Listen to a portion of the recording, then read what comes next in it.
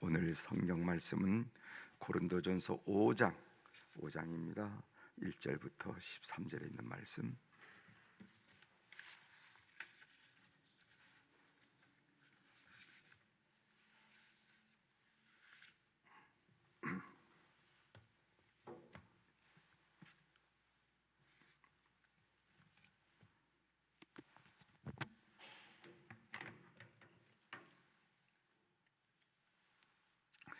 네, 1절부터 제가 봉독해 드리겠습니다. 고린도전서 5장 1절. 너희 중에 심지어 음행이 있다 함을 들으니 그런 음행은 이방인 중에서도 없는 것이라. 누가 그 아버지의 아내를 취하였다 한도다. 그리하고도 너희가 오히려 교만하여져서 어찌하여 통한이 여기지 아니하고 그 일 행한 자를 너희 중에서 쫓아내지 아니하였느냐. 내가 실로 몸으로는 떠나 있으나 영으로는 함께 있어서 거기 있는 것 같이 이런 일 행한 자를 이미 판단하였노라. 주 예수의 이름으로 너희가 내 영과 함께 모여서 우리 주 예수의 능력으로 이런 자를 사탄에게 내주었으니 이는 육신은 멸하고 영은 주 예수의 날에 구원을 받게 하려 함이라. 너희가 자랑하는 것이 옳지 아니한도다. 적은 누룩이 온 덩어리에 퍼지는 것을 알지 못하느냐. 너희는 누룩 없는 자인데 새 덩어리가 되기 위하여 묵은 누룩을 내버리라. 우리의 유월절 양고 그리스도께서 희생되셨느니라. 이러므로 우리가 명절을 지키되 묵은 누룩으로도 말고 악하고 악의에 찬 누룩으로도 말고 누룩이 없이 오직 순전함과 진실함의 떡으로 하자. 내가 너에게 쓴 편지에 음행하는 자들을 사귀지 말라 하였거니와 이 말은 이 세상에 음행하는 자들이나 탐하는 자들이나 속여 빼는 자들이나 우상 숭배하는 자들을 도무지 사귀지 말라 하는 것이 아니니 만일 그리하려면 너희가 세상 밖으로 나가야 할 것이라. 이제 내가 너희에게 쓴 것은 만일 어떤 형제라 일컫는 자가 음행하거나 탐욕을 부리거나 우상 숭배를 하거나 모욕하거나 술 취하거나 속여 빼앗거든 사귀지도 말고 그런 자와는 함께 먹지도 말라 함이라. 밖에 있는 사람들을 판단하는 것이야 내게 무슨 상관이 있으려마는 교회 안에 있는 사람들이야 너희가 판단하지 아니하랴. 밖에 있는 사람들은 하나님이 심판하시려니와 이 악한 사람은 너희 중에서 내쫓으라. 아멘. 13절까지 말씀을 봉독해 드렸습니다.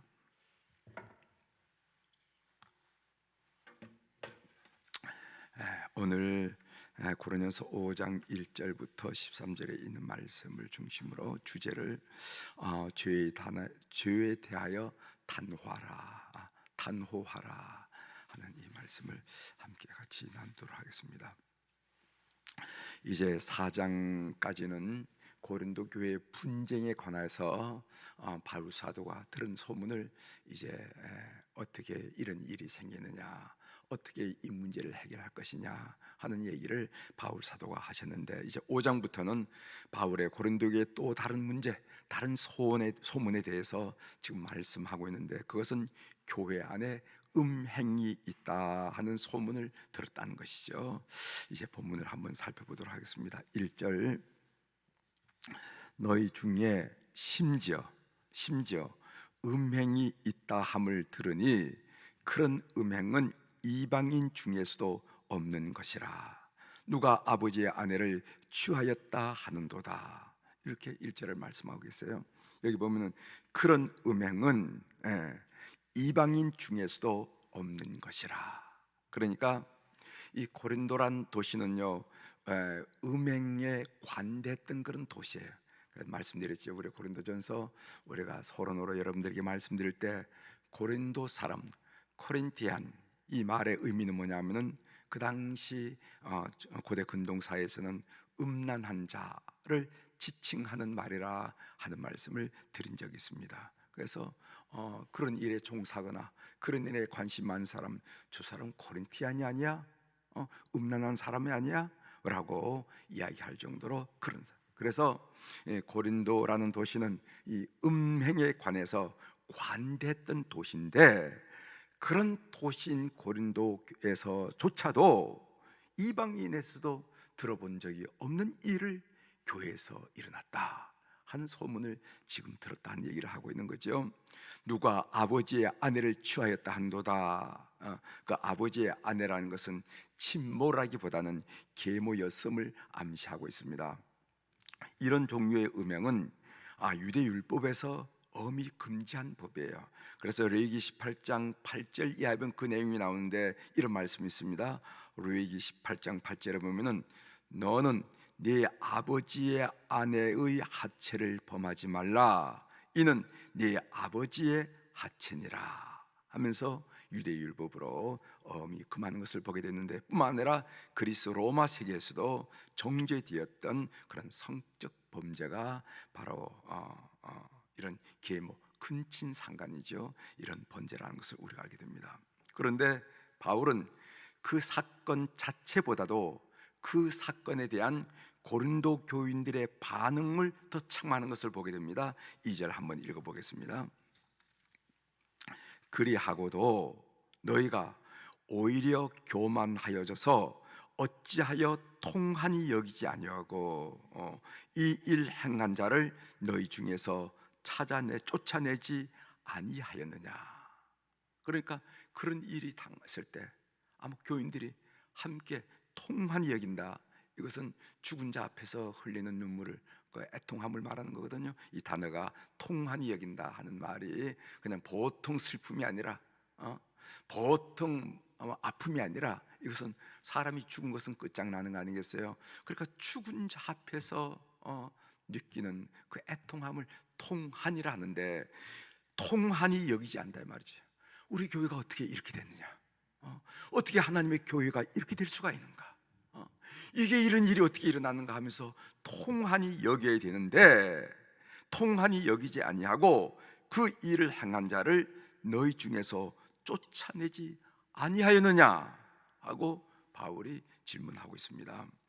왜 그렇게 했을까요? 왜 그 사람을 쫓아내지 않았을까요? 왜 그 사람을? 우리가 추측하기로는요, 그가 고린도 교회 유력자 중에 하나가 아니었겠는가 이렇게 보는 거예요. 그 사람 힘 꽤나 쓴 사람이야. 헌금하는 사람이야. 헌금 꽤나 한 사람이야. 아무튼 어떻게 느껴졌든 간에 고린도 교회 유력자로 느껴졌기 때문에, 하나였기 때문에 이런 태도를 고린도 교회가 취하지 않았는가 이렇게 보여집니다. 5절 보십시오. 이런 자를 사탄에게 내주었으니, 이 사탄에게 내줬다 하는 말을 출교시켰다 하는 말로 이해해도 되겠습니다. 출교시켰다. 출교. 이 출교시키게 한 이유를 바울 사도는 두 가지로 이어서 말씀하고 있는데, 하나는 5절 하반절에 보면은 이는 육신은 멸하고 영은 주 예수의 날에 구원을 받게 하려 함이라. 이 말이 무슨 말이냐면은, 출교를 시키면은 그 출교가 여러분들이 오늘날 어떻게 여기는지는 잘 모르지만은요, 옛날에 출교라는 것은 우리가 생각하는 교회 나오지 말라는 말, 그 말이 아니에요. 그 말은 출교는 그 당시에 출교는 그 사람은 예배를 드릴 자격 자체도 없었고 죽은 사람이나 마찬가지, 죽은 사람으로. 육신은 괴롭겠지만은 그 계기로 죄를 깨닫고 참여함으로 구원받을 수 있는 기회일 수도 있다. 이렇게 한 얘기가 그 얘기입니다. 그 육신은 괴로울 것이다. 인생을 살아가기에 괴로울 것이다. 그러나 그 계기로 그가 하나님의 선택을 받았다면은, 그가 하나님의 은혜를 받았다면은 자기의 죄를 깨닫고 회개함으로 영혼의 구원을 얻을 수 있지 않겠느냐 하는 그 의미를 오늘 5절 하반절에 사고 있습니다. 따라서 교회의 권징은 영원한 저주가 아니라 치료와 회복을 위한 임시적인 징계임을 우리가 알게 됩니다. 두 번째로 왜 출교를 시켜야 되는가? 두 번째 하는 얘기가 뭐냐면은, 너희가 자랑하는 것이 옳지 아니하노다. 적은 누룩이 온 덩어리에 퍼지는 것을 알지 못하느냐. 그러니까 우리가 누룩도 보면 말입니다. 작은 누룩을 그 떡 반죽 그릇에 넣어 놓으면은 하룻밤이 지나면은 다 부풀어 오른다 말이죠. 그런 것처럼 작은 죄악이 전체 교회 공동체를 더럽힐 수 있기 때문에 제거해야 된다는 겁니다. 그래서 죄에 대해서 탄호해야 된다는 거예요. 초기 우리 한국 교회도 권징이라는 것이 있었습니다. 여러분 혹시 들어보신지 몰라요. 한국의 초기 교회는 곤징이라는 것이 있었어요. 그래서 일정 기간 성만찬에 참석하지 못한다. 일정 기간 임원회에서 교회 공회에서 발언을 하지 못한다. 또 일정 기간 이 앞에 나서 대표 기도를 하지 못한다. 아무튼 교인들의 어떤 죄가 발각이 돼서 교회에 덕을 끼치지 못하면은 곤징을 했습니다. 곤징. 그것을 우리가 곤징을 했다고. 그래서 초대교회는 그런 이야기가 많이 있어요. 뭐 세문안교회 어떤 그 어른도 그 곤징에 보면은요, 어느 집에 추운 날 어느 집을 방문하는데 거기는 그 과부의 집이었다는 겁니다. 그래서 그 시골에서는 다 이렇게 이 담요 같은 것을 이렇게 깔아놓고 아랫목에 깔아놨는데 거기에 같이 발을 들여놓았다는 겁니다. 그걸 누가 봤다는 거예요. 그래서 거기 하나의 발각이 돼가지고 그렇게 곤징을 받았다 하는 그런 이야기가 있는 것을 제가 본 적이 있어요.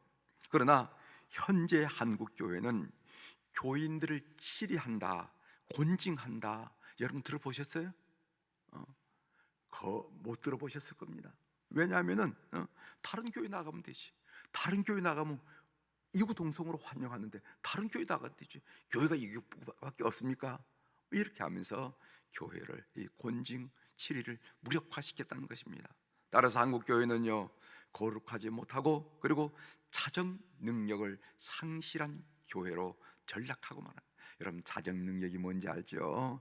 교회 자체가 잘못됐으면 잘못되다, 더러운 것은 다른 곳이다, 죄는 죄다 하면서 이걸 자꾸만 개선할 수 있는 능력이 있어야 되는데, 그런 공동체가 되어야 되는데, 마치 우리 몸도 우리 몸에 어떤 악한 바이러스가 들어왔을 때 우리 몸이 면역력이 있어서 그걸 극복하고 회복하고 건강을 회복할 수 있어야 되는데, 면역 체계가 주저앉아서 무너졌기 때문에 그 바이러스의 침해를 그대로 받고 무능한 건강을 잃을 수가 있단 말이죠. 교회도 마찬가지예요.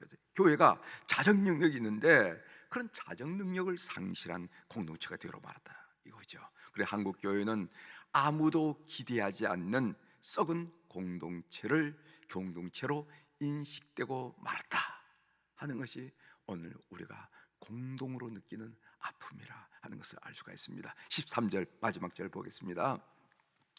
밖에 있는 사람들은 하나님이 심판하시려니와 이 악한 사람은 너희 중에서 내쫓으라. 그러니까 세상 사람들은 하나님이 심판하실 거야. 뭐 세상 사람들 가지고 뭐라고 하지 마라.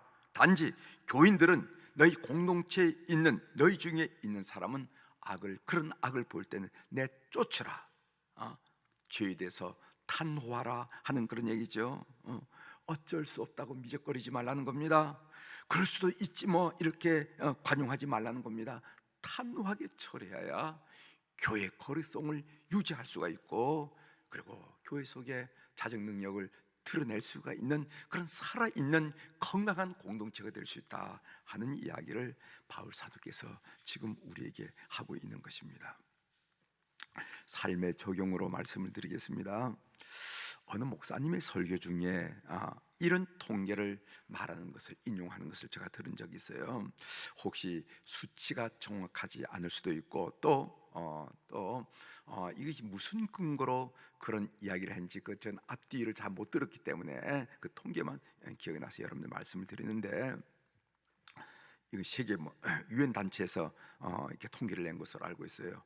포르노를 위해서 1년간 쓰는 국민 1인당 돈이 얼마 되느냐. 포르노가 뭔지 알죠? 여기도 음행이란 말이 여기 포르노란 말입니다. 이 음행이란 말이 여기서 나오는데 중국은 42달러를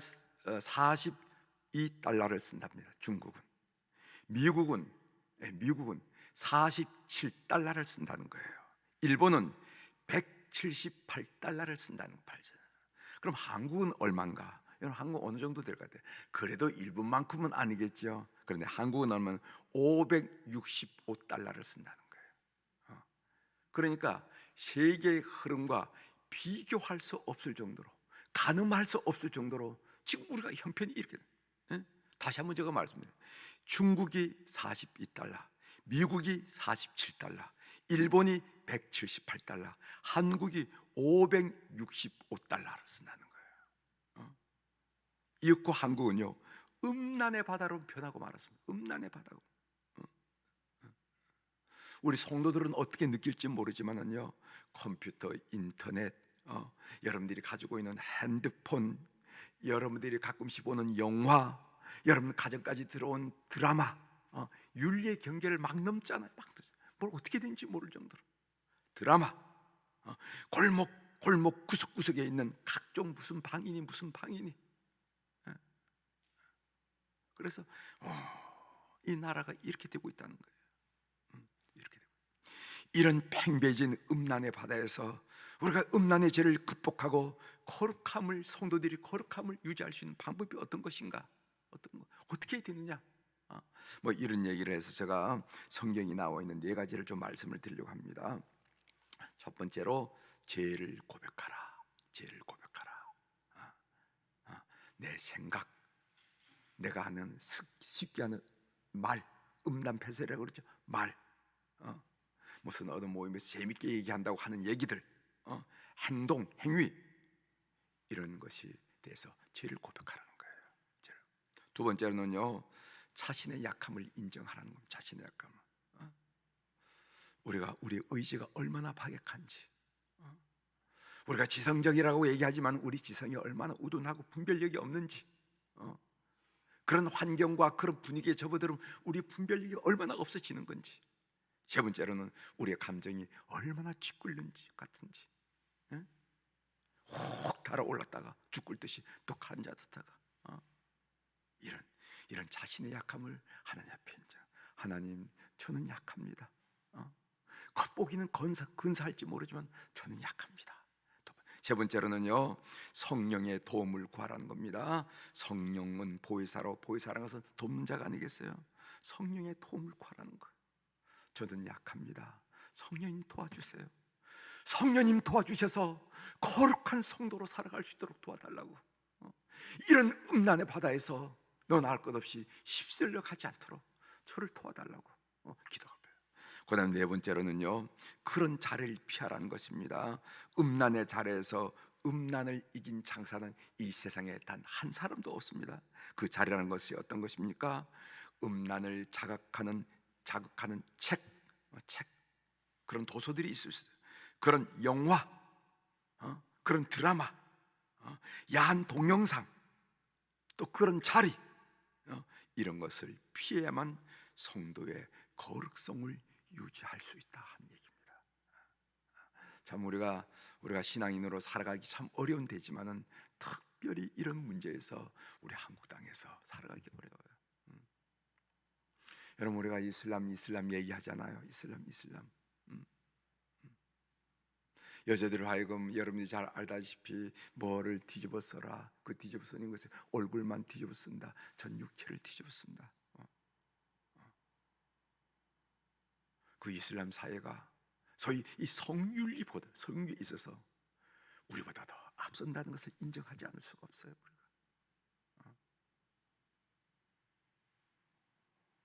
이런 부분에 대해서 우리가 경계하지 않으면요, 우리 자신의 구원뿐만 아니라 세상을 구원하는 일에 많이 뒤처진다는 것을 꼭 기억하시는 오늘 본문의 말씀이 되기를 주의 이름으로 부탁을 드립니다. 기도하시겠습니다.